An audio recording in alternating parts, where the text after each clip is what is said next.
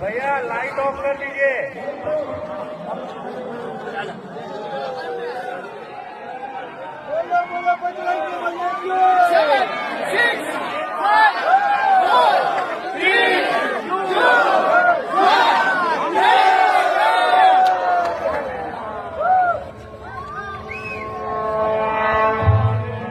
సర్వ మానవాళికి రక్షకుడు, మనకు కొండంత అండగా నిలిచేవాడు.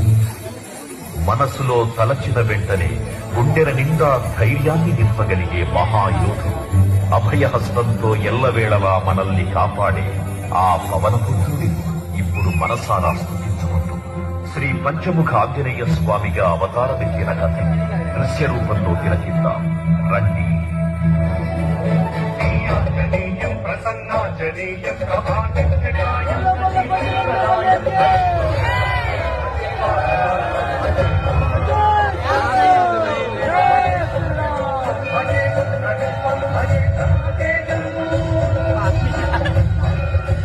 అది రామాయణ మహాయుద్ధం వానర సైన్యంతో విజృంభిస్తూ లక్ష్మణస్వామి తనతో పోరాటం చేస్తున్న రావణుడి కుమారుడు ఇంద్రజిత్ తలని బాణంతో ఒక్క వేటుతో వేరు చేశాడు. ఇంద్రజిత్ మరణ విన్న రావణుడు